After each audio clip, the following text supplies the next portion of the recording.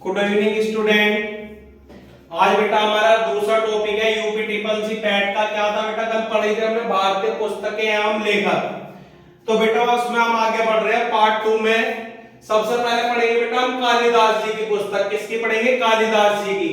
तो बेटा कालिदास जी की पुस्तक है कुमार संभवम, ऋतु संगारम और बेटा तीसरी है रघुवंशम। ये तीनों ही पुस्तक बेटा मोस्ट इंपोर्टेंट है एग्जाम के नजरिए से। कोई ना कोई एक पुस्तक आपको किसी ना किसी सेट में मिलेगी जरूर।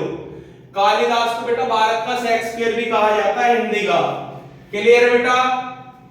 दूसरी पुस्तक पढ़ेंगे हम बेटा गीत गोविंद, मोस्ट इंपोर्टेंट पुस्तक एग्जाम में आने वाली। ये किसने लिखी बेटा? जयदेव ने। किसने लिखी है बेटा? जयदेव ने। तीसरी पुस्तक पढ़ेंगे हम बेटा मलिक मोहम्मद जायसी। ये पुस्तक किसने लिखी थी? पद्मावत। ये भी बेटा मोस्ट इंपोर्टेंट। ऊपर की तीनों पुस्तकें बेटा मोस्ट इंपोर्टेंट की कैटेगरी में एग्जाम में फंसेगी। पिछली बार भी बेटा पूछी जा चुकी है।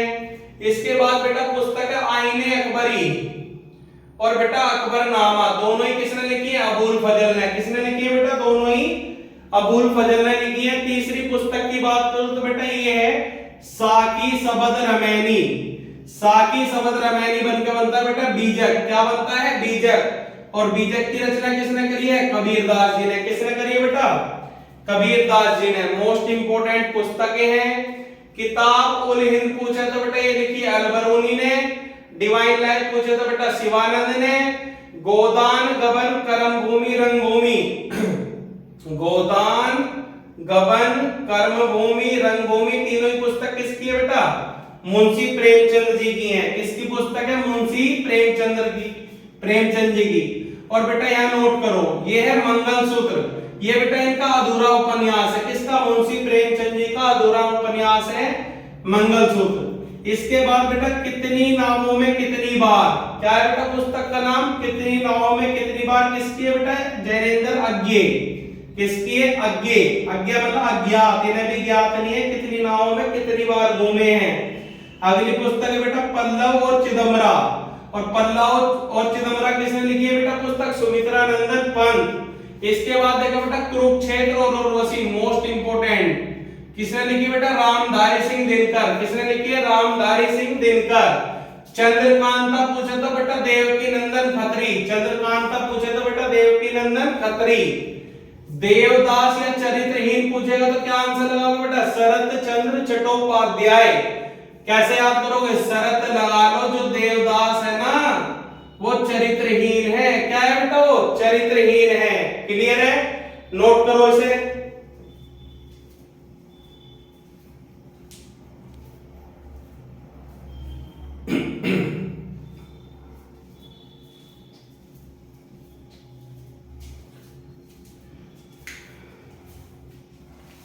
क्लियर है बेटा ये पुस्तक?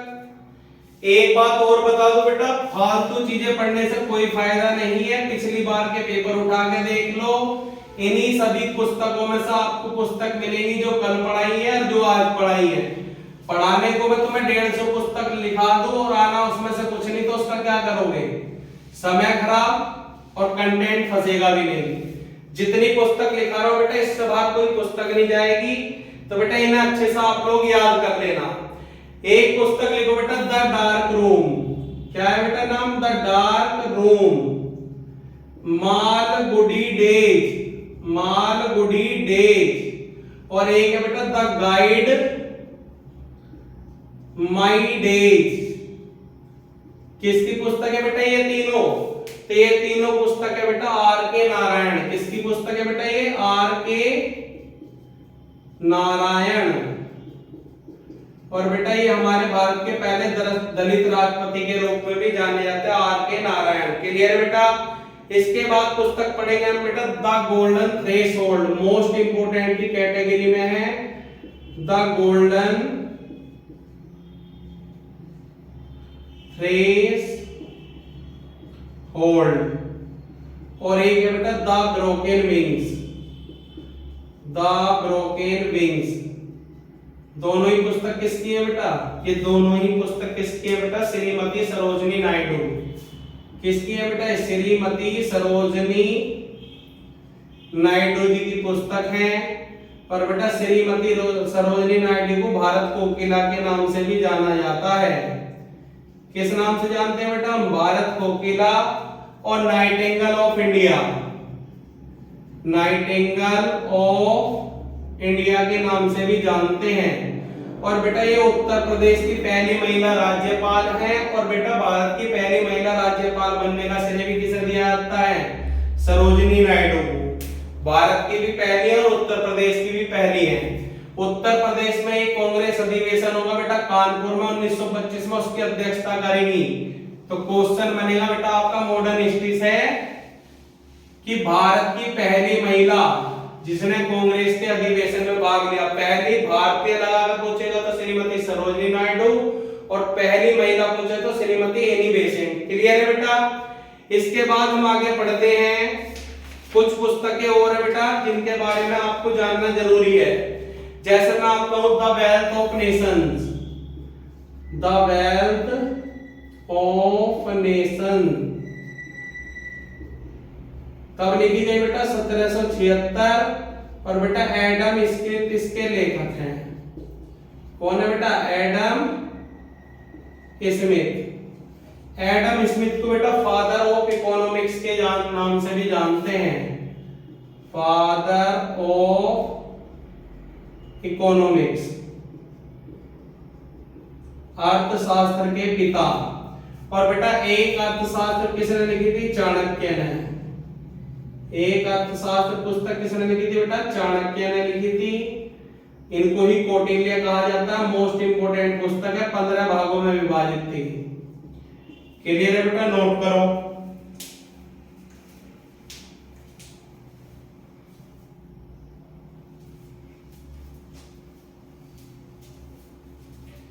क्लियर है बेटा? इसके बाद हम पुस्तक पढ़ेंगे डिवाइन कॉमेडी। क्या है बेटा पुस्तक का नाम? Divine comedy. और बेटा इस पुस्तक के लेखक कौन है? दांते। क्या नाम है बेटा लेखक का? दांते। इसके बाद पढ़ेंगे हम बेटा द प्रिंसिपिया। द प्रिंसिपिया ये पुस्तक किसने लिखी थी बेटा? न्यूटन, जिन्होंने गति के नियम दिए हैं 3। The Principia. क्लियर है बेटा? इसके बाद पढ़ेंगे बेटा रिपब्लिक। रिपब्लिक किस पुस्तक किसने लिखी है बेटा? प्लूटो। किसने लिखी है? प्लूटो। और प्लूटो के गुरु कौन थे बेटा? अरस्तु। प्लूटो के गुरु कौन थे? अरस्तु। और बेटा अरस्तु को क्या कहा जाता? फादर ऑफ बायोलॉजी के नाम से भी जाना जाता है। इसके बाद पुस्तक पढ़ेंगे हम एशियन ड्रामा। Asian drama. और एशियन ड्रामा के लेखक कौन है बेटा? Gunnar Myrdal. Gunnar Myrdal. इन्हें बेटा रूलिंग प्लान के जन्मदाता भी कहा जाता है। क्या कहा जाता है बेटा? इन्हें रूलिंग प्लान के जन्मदाता। एशियन ड्रामा पुस्तक किसकी है? गुन्नार मिडल की। और इन्हें क्या कहा जाता है? रूलिंग प्लान के जन्मदाता भी कहा जाता है। क्लियर है बेटा? इसके बाद बेटा जो पुस्तक हम पढ़ेंगे उसका नाम होगा बेटा मीन कैम्प। और ये पुस्तक किसने दी थी बेटा? Adolf Hitler. किसने दी थी बेटा? हिटलर ने दी थी मीन कैम्प। क्लियर है बेटा? इसके बाद अगली पुस्तक का नाम पढ़ेंगे पॉलिटिक्स। और पॉलिटिक्स पुस्तक किसने दी थी बेटा? अरस्तु। किसने दी थी? अरस्तु। वही अरस्तु जो फादर ऑफ बायोलॉजी के नाम से जाने जाते हैं। इसके बाद पुस्तक पढ़ेंगे a passage to India. A passage to India. और ये पुस्तक किसकी है बेटा? E.M. फोस्टर। क्लियर है? और एक पुस्तक पढ़ेंगे बेटा the philosophy of bomb. The philosophy of bomb. ये किसकी पुस्तक है बेटा? भगवती चरण बोरा। भगवती चरण बोरा मोस्ट इंपोर्टेंट की कैटेगरी में डाल लेना। इसके बाद बेटा एक पुस्तक है आपकी जो है उसका नाम है बेटा war and peace. War and peace ये पुस्तक है बेटा टोलस्टॉय। किसकी पुस्तक है बेटा? ये टोलस्टॉय। और एक पुस्तक का नाम बेटा the social contract. The social contract,